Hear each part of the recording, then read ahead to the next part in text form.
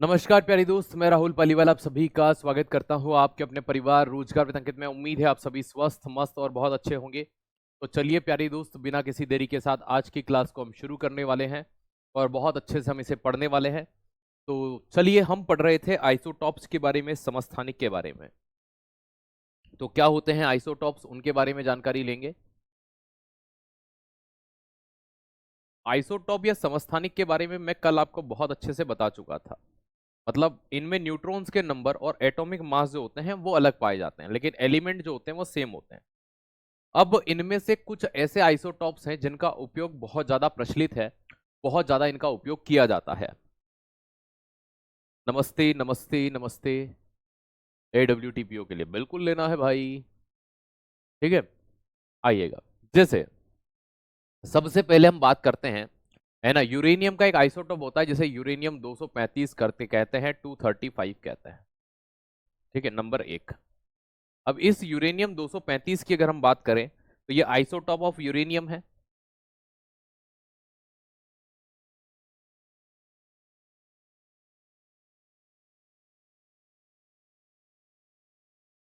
Uranium का समस्थानिक है ये।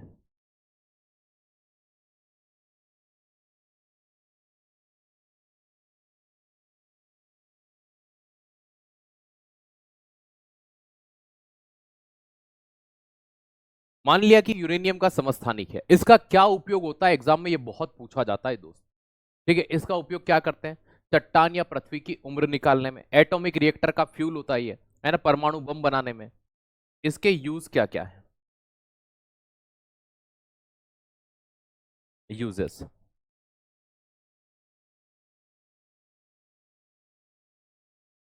फॉर्मेशन ऑफ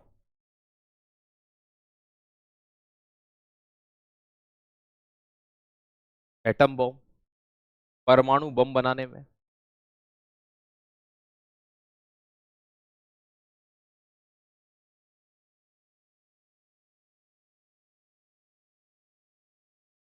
है ना, और कहाँ यूज होता है? तो फ्यूल ऑफ एटॉमिक रिएक्टर, परमाणु संयंत्र के ईंधन के रूप में।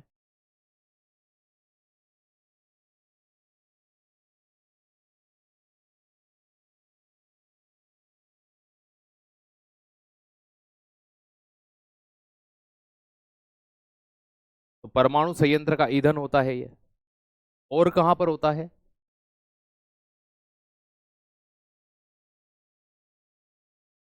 यूरेनियम डेटिंग में। सर ये क्या होता है यूरेनियम डेटिंग?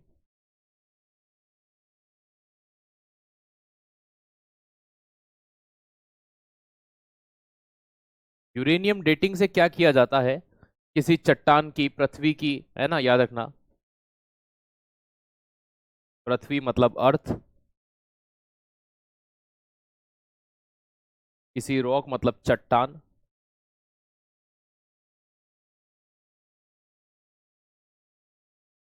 की उम्र निकालते हैं।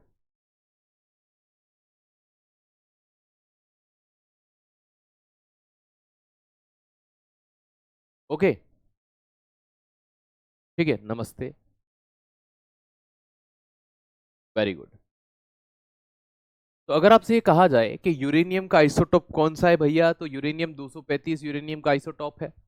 परमाणु बम बनाने के लिए इसी का उपयोग करते हैं, है ना, एटॉमिक रिएक्टर के फ्यूल के रूप में इसी का उपयोग करते हैं। तो ये आइसोटॉप है, समस्थानिक है, पहला हमने पढ़ा। अब दूसरा हम पढ़ते हैं C14। कार्बन के दो समस्थानिक होते हैं। ठीक है, आइसोटॉप ऑफ कार्बन की बात करते हैं, नंबर 2, ये आपने बहुत अच्छे से देखा, है ना। अब देखो यहाँ पे क्या होता है कि जब हम नंबर 2 पर देखते हैं, हम आइसोटॉप ऑफ कार्बन की बात करते हैं।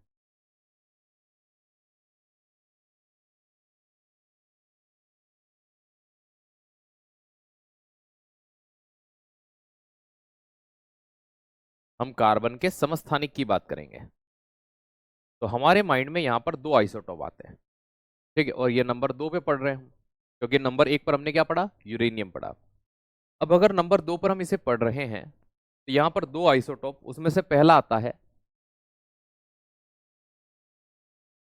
C12। ये कार्बन का सबसे सामान्य रूप है जो पाया जाता है। इसका उपयोग कहाँ करते हैं? याद रखना, एटॉमिक मास के स्टडी में, स्टडी ऑफ एटॉमिक मास, तत्वों के परमाणु द्रव्यमान के अध्ययन में।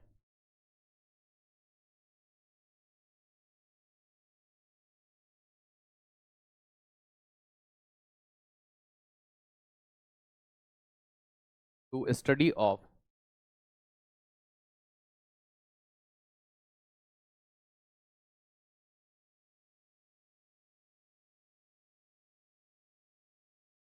Study of atomic mass. तो जो भी परमाणु द्रव्यमान होता है उनके अध्ययन के लिए यूज करते हैं, सॉरी,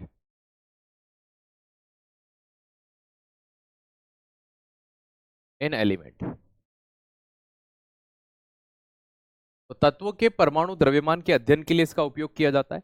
सबसे फेमस इसका जो आइसोटॉप्स है वो ये नहीं है, वो है C14। कौन सा है? C14। ये कार्बन का रेडियो एक्टिव समस्थानिक है।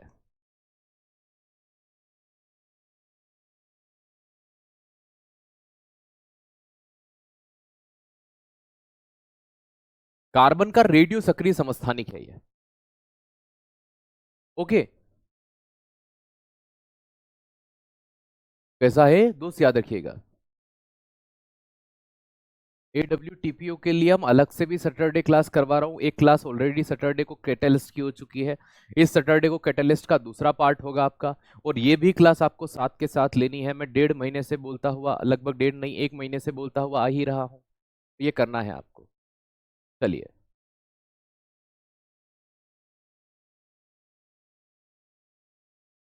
तो ये रेडियो सक्रिय समस्थानिक है।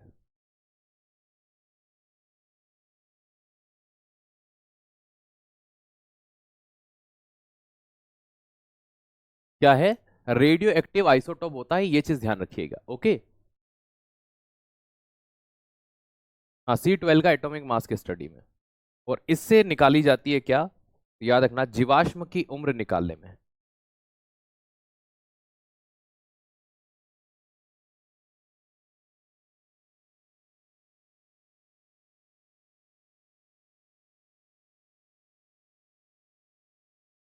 टू फाउंड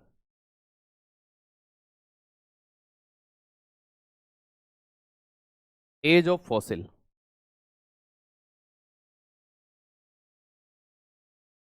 और इस प्रोसेस को क्या कहा जाता है? जीवाश्म की उम्र निकालने को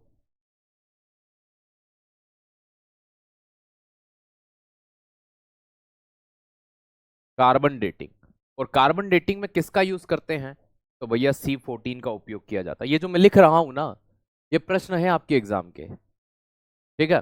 पहले वाला एक बार और बता दीजिए बेटा। C12 ये कार्बन का नॉर्मली पाया जाने वाला क्या है? आइसोटोप है, समस्थानिक है। जब तत्वों के परमाणु द्रव्यमान का अध्ययन करना होता है तो पहला तत्व जो लिया जाता है वो कौन सा होता है दोस्त? याद रखिएगा, है ना, वो कौन सा होगा? तो याद रखना, C12 होता है। मतलब इसका अध्ययन करके ही दूसरे तत्वों के परमाणु द्रव्यमान का अध्ययन किया जाता है।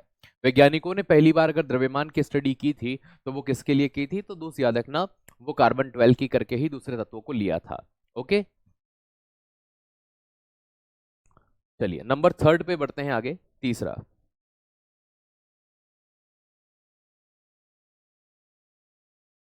Fe29। अब आप ये समझ चुके होंगे कि ये आयरन का आइसोटॉप हो जाएगा। ठीक है, तो आइसोटॉप ऑफ आयरन लिख देता हूं फिर भी मैं।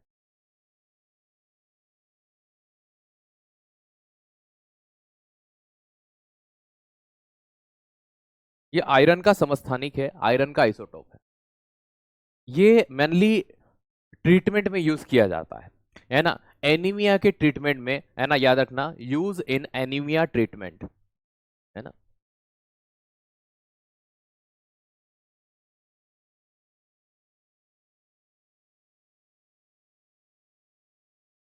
या अरक्तता तो होता है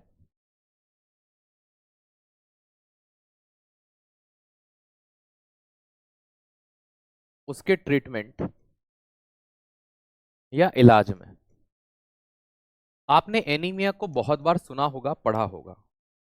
मैं आपको एनीमिया के बारे में एक जानकारी दे देता हूं। जब भी आप इस रोग को दोबारा कहीं पर सुने,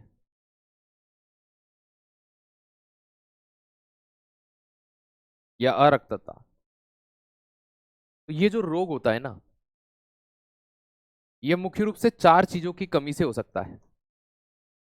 किसी में आयरन की कमी से हो सकता है, विटामिन B6 की कमी से हो सकता है, विटामिन B9 की कमी से, या B12। इनमें से एक की भी कमी हो जाए ना,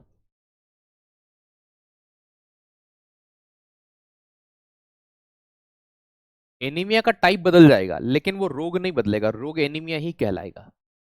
ठीक है, पर्सिशियस एनीमिया, मेगलोब्लास्टिक एनीमिया, B6 से एनीमिया, आयरन की कमी से एनीमिया। तो एनीमिया के ट्रीटमेंट के लिए किसका यूज किया जाता है? तो याद रखिएगा, मोस्ट प्रोबेबल एनीमिया के इलाज के लिए जिसका उपयोग किया गया वो क्या था? है ना, आयरन 29 29 नहीं, 29 नॉर्मल होता है, 26 लिखिए, सॉरी। ठीक है, 26 लिखिएगा। आइसोटोप है इसके, अरे दो तीन होते हैं ना तो यही दिक्कत हो जाती है। एक 29 भी होता है, एक 26 भी है, लेकिन ट्रीटमेंट वाला 26 है। आयरन 26 होता है, Fe26 होता है। एनीमिया मतलब एक रोग है जिसमें खून की कमी हो जाती है शरीर के अंदर। क्या हो जाती है? इसी तरह से एक आइसोटोप और होता है जिसका यूज क्या होता है, नंबर 4 देखते हैं हम, है ना, आयोडीन 131। ठीक है, ये जो आयोडीन 131 है, ये आइसोटोप ऑफ आयोडीन है।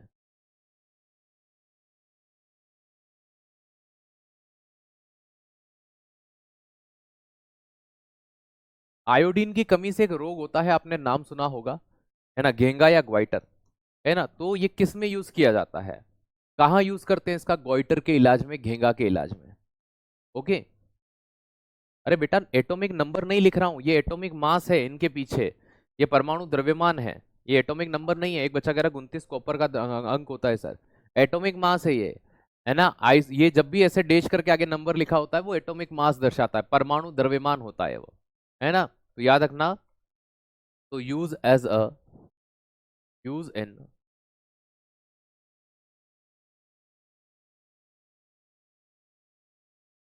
गोइटर। तो गोइटर जो होता है, याद रखिएगा, है ना, उस गोइटर के इलाज में इसका उपयोग किया जाता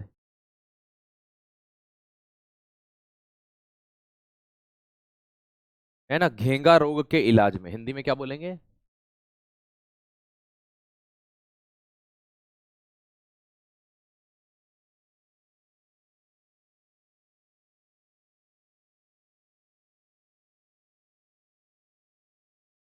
तो घेंगा रोग के इलाज में इसका यूज करते हैं।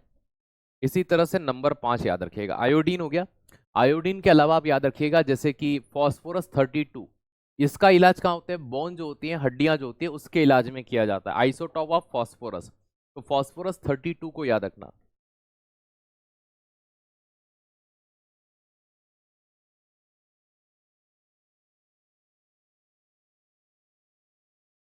तो आइसोटॉप ऑफ,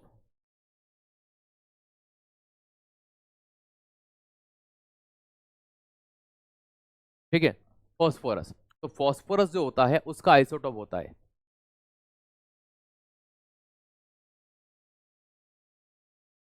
और कहाँ करते हैं? तो जो हड्डियां हो जाती हैं, बोन जो हो जाती हैं, तो उसके ट्रीटमेंट के लिए यूज किया जाता है। ये क्लास AWTPO की बिल्कुल है बेटा। ठीक है, बिल्कुल है। ठीक है, लेना है आपको। ठीक है, आइए,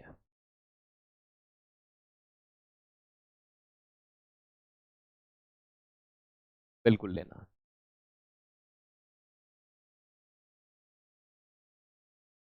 चलिए, कौन ट्रीटमेंट? जैसे अस्थियों के अंदर जो कैंसर हो जाता है ना, उसके इलाज में इसका यूज करते हैं, किसका? फास्फोरस 32 का। ये चीज ध्यान रखना, तो अस्थि उपचार में, है ना, अस्थि रोग उपचार में।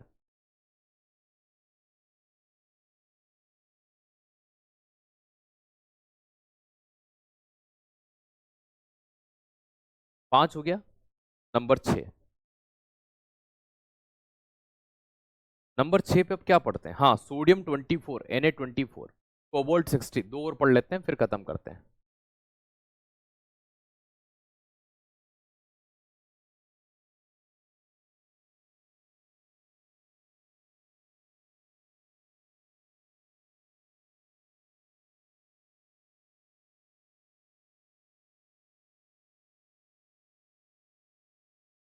आइसोटोप ऑफ कोबाल्ट, कोबाल्ट का आइसोटोप होता है। किसका होता है? कोबाल्ट का, याद रखिएगा। ठीक है, तो कोबाल्ट का क्या है? आइसोटोप है यह, है ना। कोबाल्ट का समस्थानिक होता है। अब ये कोबाल्ट का समस्थानिक है, लेकिन उपयोग क्या है? बिना उपयोग के तो हम पढ़ेंगे नहीं। इसका उपयोग कैंसर ट्रीटमेंट में, तो याद रखिएगा ये अपने अंदर से क्या करता है? गामा किरणें रिलीज करता है, तो it's release gamma ray.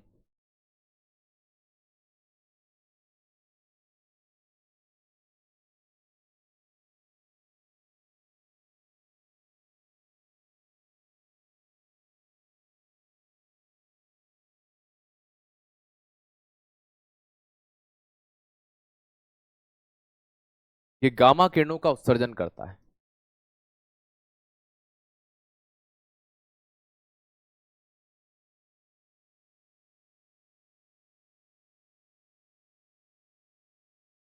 Sir इससे क्या होगा? इससे एक फायदा मिलता है कि कैंसर की जो सेल्स होती हैं, है ना, गामा रे हमारे शरीर के आर पार जा सकती है, तो वो उन्हें नष्ट करने का काम करती है।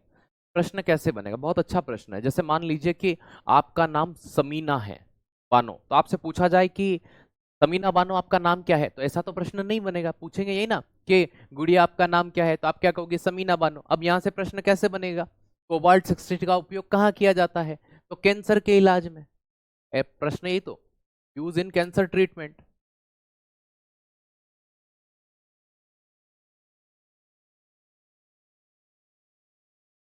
कैंसर के इलाज में किस समस्थानिक का उपयोग होता है? आंसर बनेगा कोबाल्ट 60।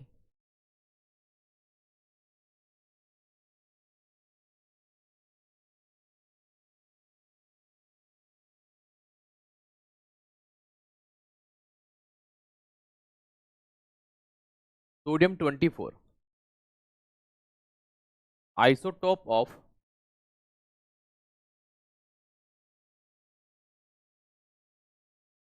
सोडियम, ये सोडियम का समस्थानिक है। सोडियम के समस्थानिक का उपयोग कहाँ होता है? रक्त संबंधी विकार के इलाज में।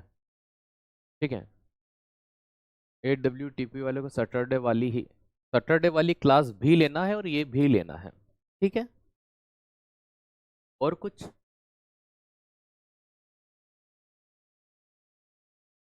ठीक है, आइसोटोप ऑफ सोडियम, ये सोडियम का क्या होता है? समस्थानिक होता है, याद रखिएगा। और रक्त संबंधी विकार में, याद रखिएगा,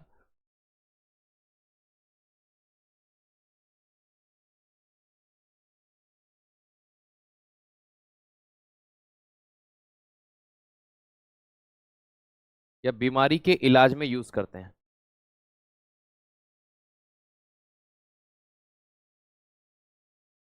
है ना, ट्रीटमेंट ऑफ ब्लड डिसऑर्डर, तो ब्लड में किसी प्रकार का विकार हो, परिवहन में समस्या हो, उस प्रकार के इलाज के लिए किसका उपयोग करते हैं?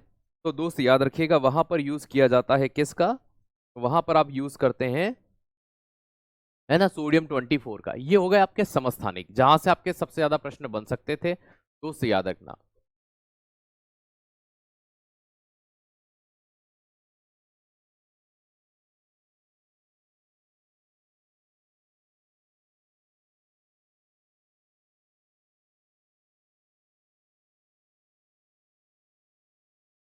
चलिए और देखते हैं समस्थानिक से और क्या प्रश्न आपके बन सकते हैं। आइसोटोप से क्या प्रश्न बन सकते हैं? अगर सबसे ज्यादा प्रश्न बनते हैं तो वो यहीं से। आइसोटोप का निर्माण कैसे होता है? पहला, निर्माण या फॉर्मेशन कैसे होगा?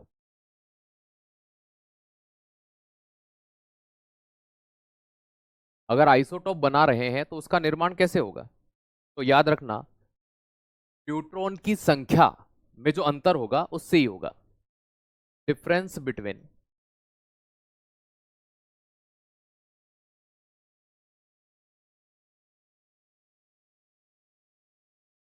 Number of neutron. तो पहला प्रश्न तो यही बनता है कि आइसोटोप का निर्माण किससे होता है, तो न्यूट्रॉन की संख्या के अंतर के कारण।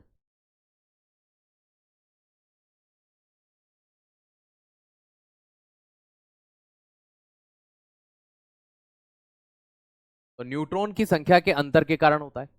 दूसरा, अगर आपसे पूछा जाए कि जो आइसोटोप्स होते हैं उनके रासायनिक गुण कैसे होते हैं, तो दोस्त याद रखिएगा, तो आइसोटोप जो होते हैं उनके रासायनिक गुण समान होते हैं क्योंकि एक ही तत्व के बने होते हैं।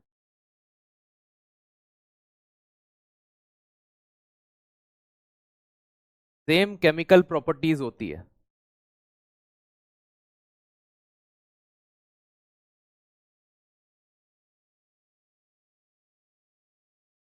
तो जितने भी समस्थानिक है एक ही तत्व के, उनमें ये चीज पाई जाती है।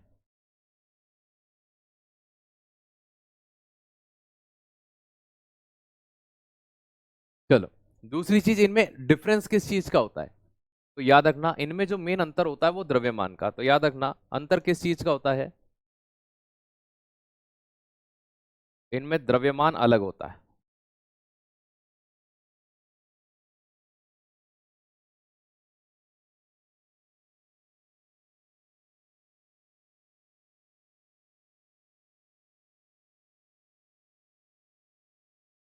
डिफरेंट मास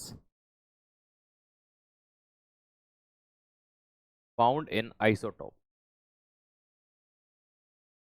तो आइसोटोप के अंदर जो द्रव्यमान होता है वो अलग होता है। और समस्थानिक के बारे में एक लास्ट पॉइंट और पढ़ लेते हैं और इसको हम कंप्लीट कर लेते हैं। अगर मैं आपसे ये कहता हूं कि अगर कोई समस्थानिक है मान लीजिए, तो सबसे ज्यादा समस्थानिक किसके हैं, सर्वाधिक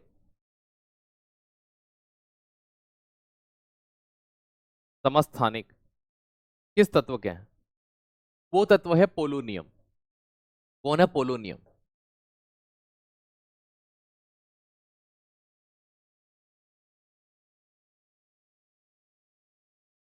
किसके सबसे ज्यादा आइसोटोप्स हैं, है ना, तो याद रखना पोलोनियम के।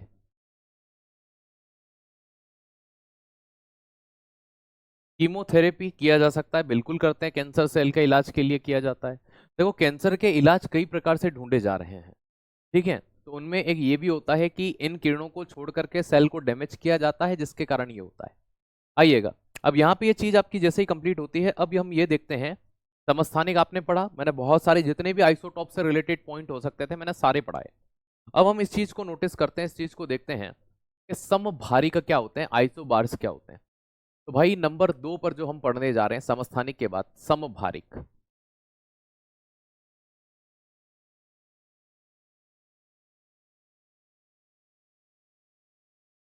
ठीक है, आइसोबार। अब ये जो समभारिक होते हैं, आइसोबार होते हैं, इनमें क्या विशेषता होती है, ठीक है, different element but same atomic मास, है ना, याद रखिएगा, डिफरेंट एलिमेंट, अलग अलग तत्व होते हैं लेकिन क्या होते हैं, एक समान परमाणु द्रव्यमान रखते हैं। तो याद रखना,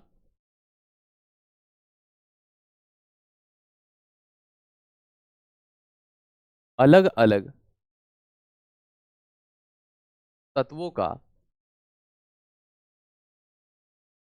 एक समान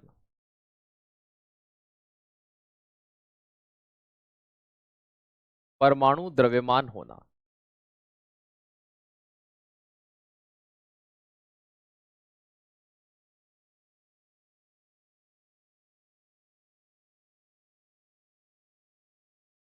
डिफरेंट एलिमेंट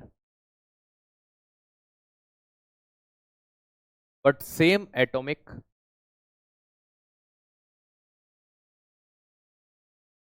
मास। इन तत्वों के अंदर याद रखना,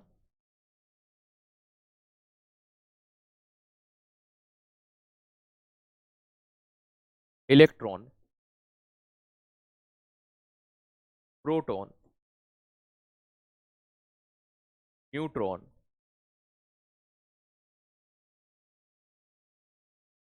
की संख्या अलग अलग होती है।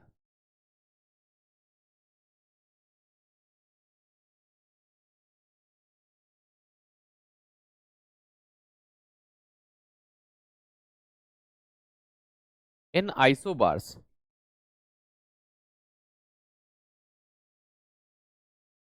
different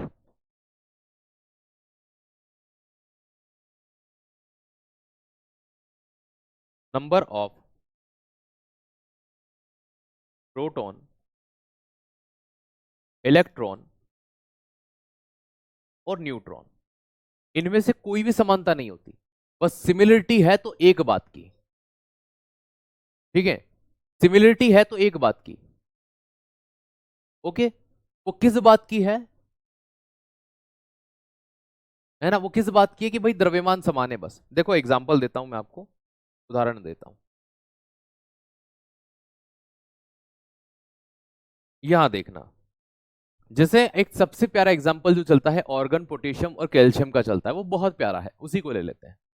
ठीक है, ऑर्गन पोटेशियम और कैल्शियम। अब देखो ऑर्गन का जो एटॉमिक नंबर होता है वो 18, इसका 19, इन भाई साहब का 20 होता है। तो देखो 18 इसका है, 19 इसका है और 20 इसका है। तो भाई प्रोटॉन की संख्या यही होती है, तो देखो प्रोटॉन अलग अलग, इलेक्ट्रॉन की संख्या भी यही होती है, वो अलग अलग, तत्व अलग अलग। अब यहां पर इनके जो द्रव्यमान होते हैं ना, इनके भैया इसका द्रव्यमान 40 होगा, इसका द्रव्यमान भी 40 होता है, इसका द्रव्यमान कितना होता है 40 होता है, इसका द्रव्यमान भी 40 होता है और इसका द्रव्यमान भी 40 होता है। अब इसमें न्यूट्रॉन की संख्या देखो, यहाँ 20 है, यहाँ 21 है, यहाँ 22 है, तो न्यूट्रॉन की संख्या भी अलग है, लेकिन बस सिमिलरिटी है तो एक बात की। वो किस बात की? 40 40 40। तत्व अलग अलग हैं, बस द्रव्यमान एक समान है। तो जब तत्व अलग अलग होते हैं किंतु द्रव्यमान एक समान होते हैं, दोस्त याद रखिएगा, ऐसे तत्वों को हम समभारिक या आइसोबार कहते हैं। क्या कहते हैं? समभारिक या आइसोबार कहते हैं। अब हम पढ़ते हैं सम न्यूट्रॉनिक, है ना। क्या पढ़ते हैं? सम न्यूट्रॉनिक, जिनमें न्यूट्रॉन की संख्या समान होती है। क्या समान होती है? न्यूट्रॉन की संख्या जिनमें क्या हो, समान हो, उन्हें सम न्यूट्रॉनिक कहा जाता है। ओके, आइए देखते हैं। दो के बाद तीन,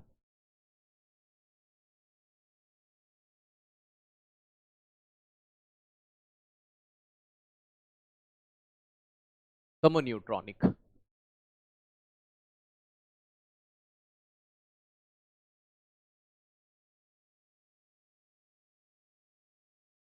सम न्यूट्रॉनिक को इंग्लिश में क्या कहा जाता है? आइसोटोन कहते हैं। क्या कहते हैं? आइसोटोन कहते हैं बेटा। क्या कहते हैं? आइसोटोन।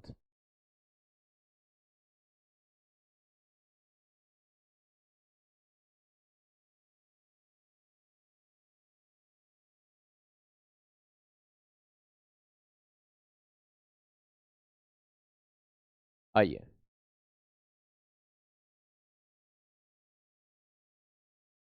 अलग अलग तत्वों में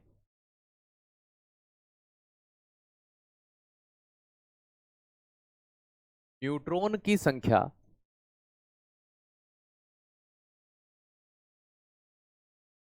जब समान हो तो उसे क्या कहा जाता है? सम न्यूट्रॉनिक।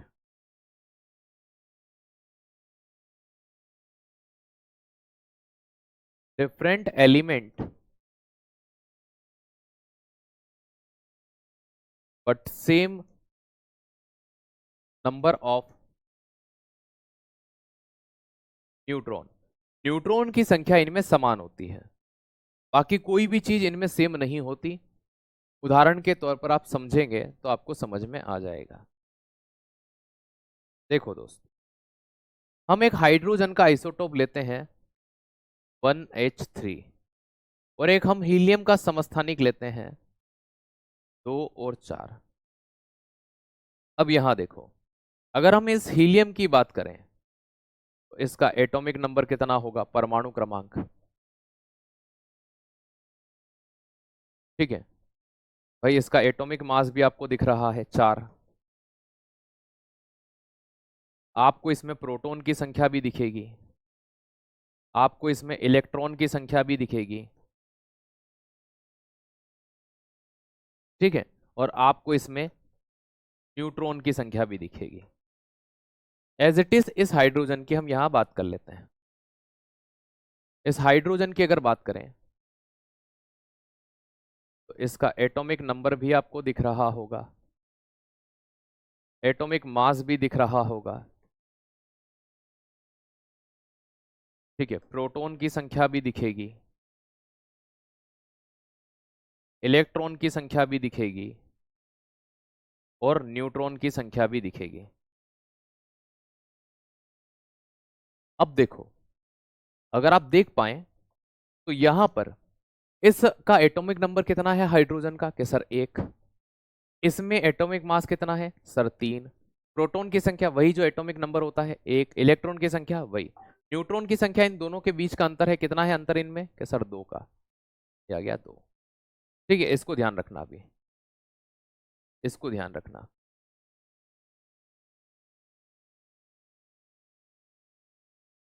यहां देखना भाई, एटॉमिक नंबर कितना है सर 2, द्रव्यमान कितना है 4, प्रोटॉन की संख्या 2, इलेक्ट्रॉन की संख्या 2, न्यूट्रॉन की संख्या, इन दोनों के बीच का अंतर होता है 4 और 2 के बीच का अंतर कितना है 2। तो यहाँ कितना निकल के आ गया कि सर 2। तो आपका जो जवाब बिना बना वो क्या बना, 2 बना। अब देखो, चाहे इसको देखो चाहे उसको देखो, दोनों ही जगह पर जो नंबर ऑफ न्यूट्रॉन निकल कर आए वो आपके समान आए। मतलब हम कह सकते हैं कि न्यूट्रॉन की संख्या जहां पर समान होती है उन्हें आइसोटोन्स कहा जाता है। क्या कहते हैं, आइसोटोन्स कहते हैं। आप चाहें तो दोनों देख लें, मैंने पूरा डिटेल से आपको इसको हाइड्रोजन के बारे में भी डिटेल से बताया, ठीक है, और मैंने आपको हीलियम के बारे में भी यहां पर विस्तृत रूप से बताया कि भाई हीलियम में भी क्या होगा, ठीक है, और हाइड्रोजन में भी क्या होगा। सारी चीजें एक एक हमने देखी। देखो कुछ भी मैच नहीं हुआ सिवाय न्यूट्रॉन की संख्या के।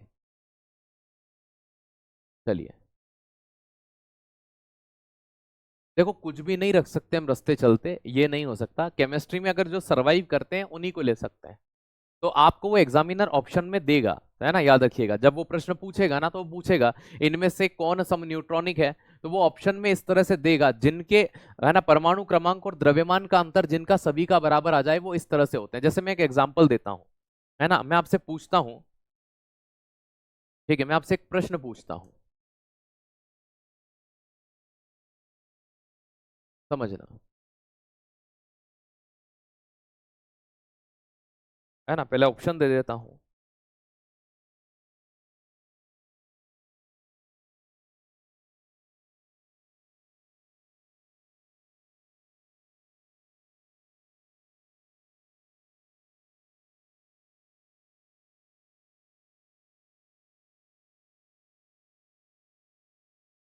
ये 4 ऑप्शन है आपके पास, और जो प्रश्न है वो इस तरह से है ना, जो प्रश्न है वो इस तरह से है, जैसे कि कार्बन,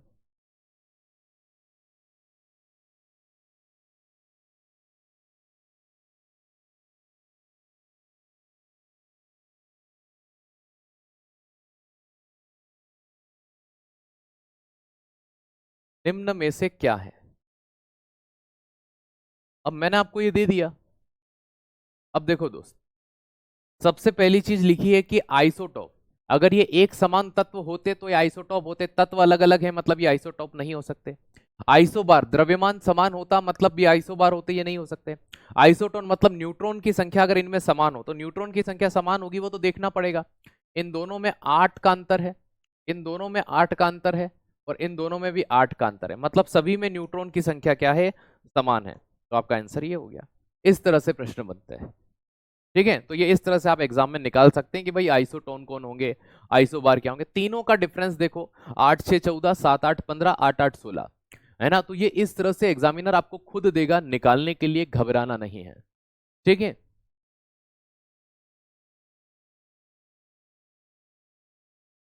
बहुत बढ़िया। जैसे आपने इसको देखा, कितने हो गए थे यहाँ, 3। Number 4,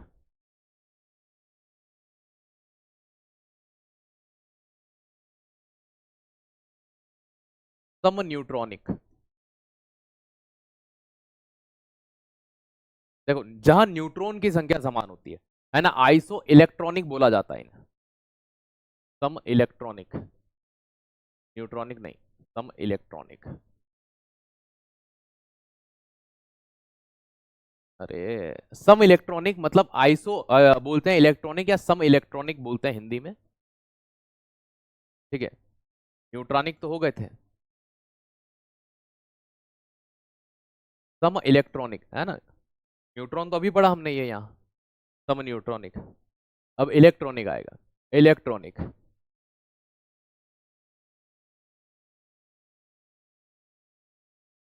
iso electronic.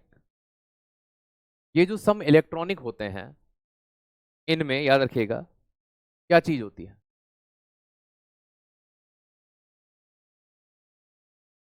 इलेक्ट्रॉन की संख्या समान होती है, और कुछ भी समान नहीं हो गया।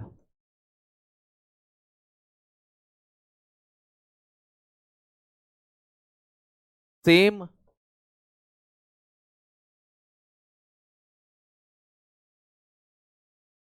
इलेक्ट्रॉनिक नंबर, तो सेम इलेक्ट्रॉनिक नंबर होगा, ये चीज ध्यान रखिएगा। ओके, याद रखना। अब सम नहीं बताया बेटा, सम इलेक्ट्रॉनिक कहाँ करवाया, अभी आइसो इलेक्ट्रॉनिक नहीं करवाया। अगर हम इसकी बात करते हैं, जैसे समझिएगा, मैं आपसे नॉर्मली कहता हूं, जैसे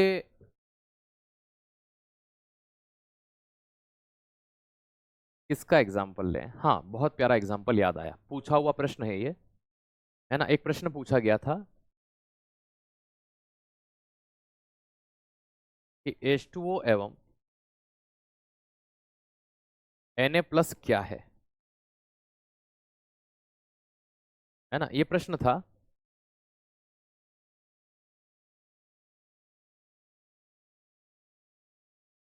ठीक है, जैसे ऑप्शन ए, बी, सी और डी आइसोटॉप हैं, आइसोबार हैं, ठीक है, आइसोटोन है, आइसो इलेक्ट्रॉनिक है। तो ये क्या निकले थे, आइसो इलेक्ट्रॉनिक। अब देखो कैसे है, जब भी किसी धातु के ऊपर प्लस का निशान है, मतलब उसने अपना इलेक्ट्रॉन त्याग दिया है, जैसे सोडियम के ऊपर प्लस का निशान है, पानी, पानी की अगर बात करेंगे तो दोस्त इसके अंदर टोटल, यहां देखो इलेक्ट्रॉन की संख्या कितनी होगी, हाइड्रोजन के अंदर इलेक्ट्रॉन कितना होता है कि सर एक होता है, ठीक है, और ऑक्सीजन के अंदर कितने होते हैं, 8 और 16। अब दो हाइड्रोजन है तो यहां पर देखना टोटल कितने हो जाएंगे, 2 और यहाँ के 8 इलेक्ट्रॉन, टोटल इसमें कितने होंगे, 10 इलेक्ट्रॉन। कितने हो गए, 10 इलेक्ट्रॉन। ठीक है, अब यहां देखो सोडियम का एटॉमिक नंबर 11 होता है, कितना होता है, 11। इस सोडियम के अंदर कितने इलेक्ट्रॉन होते हैं, कि सर 11 इलेक्ट्रॉन होते हैं। कितने होते हैं, 11, 11 इलेक्ट्रॉन होते हैं। लेकिन जब Na+ लिखा जाता है, तो Na+ क्या करता है, इसने एक इलेक्ट्रॉन, याद रखना, एक इलेक्ट्रॉन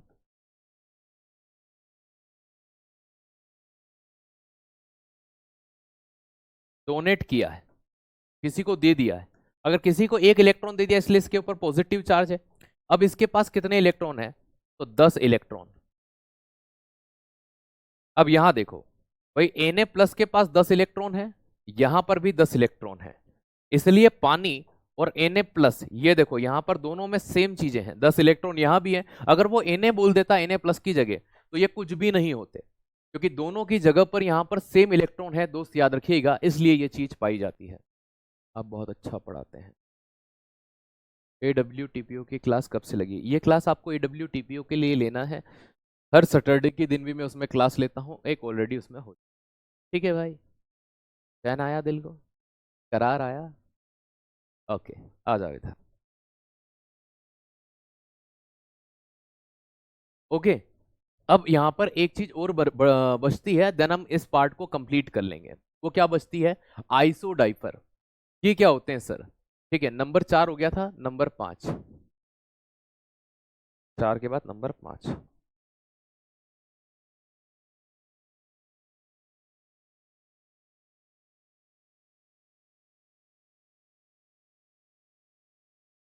इसको हिंदी और इंग्लिश में दोनों में यही बोलेंगे भाई।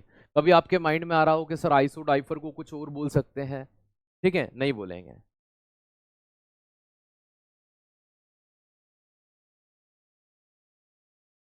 आइसो डाइपर,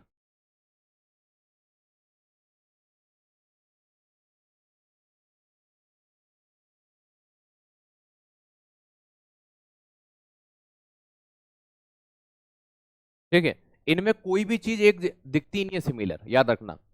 इलेक्ट्रॉन और नहीं नहीं नहीं, प्रोटॉन और न्यूट्रॉन की संख्या का अंतर इनमें एक समान होता है।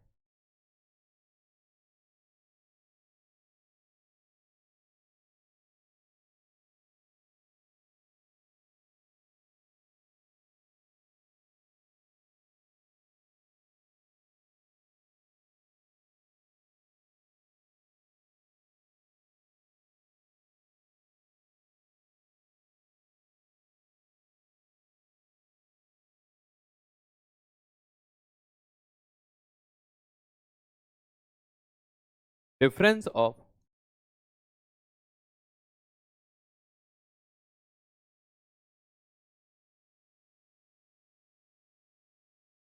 number of proton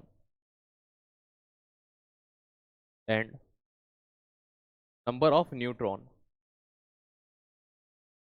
are similar। तो प्रोटॉन और न्यूट्रॉन की जो संख्या का अंतर है, ठीक है, वो समान पाया जाता है। ठीक है, सैटरडे वाली क्लास कितनी बजे से होगी बता देंगे आपको, सैटरडे आने दो, ठीक है, बता देंगे कब से होगी। यहाँ देखना,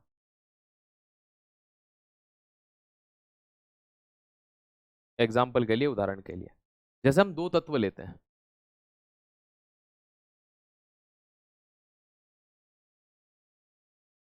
एक यूरेनियम ले लेते हैं, एक थोरियम ले लेते हैं, क्योंकि प्रचलित शुरुआत से यही है इनको पढ़ने के लिए। ठीक है, थोरियम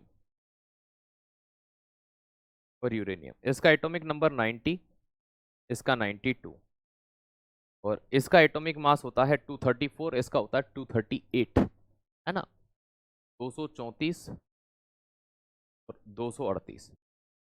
अब देखो, अगर आप इनको देखोगे, इनको निकालने की कोशिश करोगे, ठीक है, आप ये सोचे कि मैं इनको निकालूं, इनकी कोशिश करूं, तो यहां देखना भाई, यहां पे एलिमेंट की बात करें,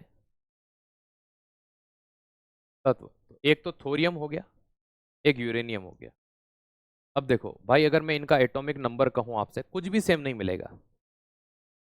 ठीक है, एटॉमिक मास कहूं आपसे, परमाणु द्रव्यमान कहूं, कुछ भी सेम नहीं मिलेगा। प्रोटॉन की संख्या कहूं, इलेक्ट्रॉन की संख्या कहूं, या न्यूट्रॉन की संख्या कहूं, इन सब में अंतर पाया जाएगा। दोस्त देखो, एटॉमिक नंबर अगर थोरियम का देखें तो 90, एटॉमिक मास देखें तो कितना हो जाएगा, 234, 234, प्रोटॉन की संख्या 90, इलेक्ट्रॉन की संख्या 90, और 90 में से 234 जाएगा, डिफरेंस अगर आप निकालोगे तो कितना आएगा, 144, 144। ओके, अब यहां देखना, यूरेनियम का एटॉमिक नंबर 92, द्रव्यमान 238, ठीक है, प्रोटॉन की संख्या 92, इलेक्ट्रॉन की संख्या 92, और इन दोनों का नंबर आ जाएगा, डिफरेंस आ जाएगा 146 के आसपास, 146, क्योंकि 8 में से 2 जाएगा, 146। अब देखो कुछ भी सेम नहीं है, लेकिन हमने क्या चीज पढ़ी है, हमने ये पढ़ा है, हमने ये पढ़ा है कि भाई हमारा ये जो आइसोडाइफर होते हैं क्या होते हैं, कि अगर आप, ठीक है, प्रोटॉन और न्यूट्रॉन, अगर आप न्यूट्रॉन की ऑब्वियसली संख्या ज्यादा होगी, तो न्यूट्रॉन के अंदर से प्रोटॉन को माइनस करते हैं, और अगर दोनों में सेम आ जाते हैं तो वो क्या होंगे, आइसोडाइफर होंगे। चलिए पहला ट्रायल करते हैं हम, किसके लिए, थोरियम के लिए, फिर हम करेंगे किसके लिए, यूरेनियम के लिए। तो आइए देखते हैं थोरियम के लिए चीजें सही होती हैं या यूरेनियम के लिए। जब आप देखते हैं कि थोरियम के लिए कितनी है, 144, 144 में से 90 माइनस करना है, 144 माइनस 90 करना है, आपका जो यहाँ पर आंसर निकल के आएगा वो लगभग 54 निकल के आएगा, क्योंकि 44 उधर का 10 इधर का। यहाँ पर आपका 146 है, उसमें से 92 माइनस करना है, तो 146 माइनस 92 करना है, 6 में से 2 जाएगा, और 14 9 54, यहाँ भी 54 आया, यहाँ भी 54 आया, ये दोनों चीजें सेम हैं, मतलब ये एक दूसरे के क्या है, आइसोडाइफर हैं। ठीक है, तो ये TH का मतलब थोरियम, U का मतलब यूरेनियम, तो इन्हें आइसोडाइफर कहा जाता है। तो जब प्रोटॉन और न्यूट्रॉन की संख्या का अंतर, या न्यूट्रॉन और प्रोटॉन की संख्या का अंतर समान होता है, याद रखिएगा, इन्हें आइसोडाइफर कहा जाता है। क्या कहा जाता है, आइसोडाइफर कहा जाता है। इस चीज को आप सरलतम रूप में याद रखना, सरलतम तरीके में याद रखिएगा। चलिए,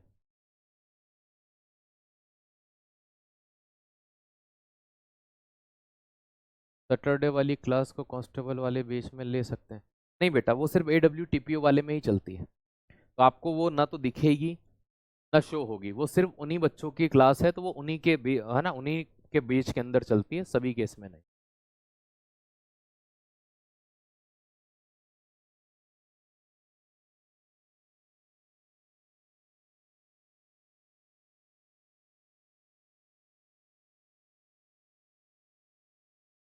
पूरे दिन 10 घंटे क्लास होती है, तो बेटा कुछ क्लासों को अभी छोड़ दीजिए। एक साथ 10 लेना जरूरी नहीं है। जो कमजोर सब्जेक्ट हैं उनको लीजिए, उनका रिवीजन कीजिए, जो आपके मजबूत सब्जेक्ट हैं उनकी प्रैक्टिस करिए। ये तरीका होता है पढ़ने का। ठीक है, तो एक साथ तो सारा हजम नहीं होगा, अभी आपकी दिल्ली पुलिस में टाइम है, तो आप धीरे धीरे करिए, प्रयास हो जाएगा। चलो,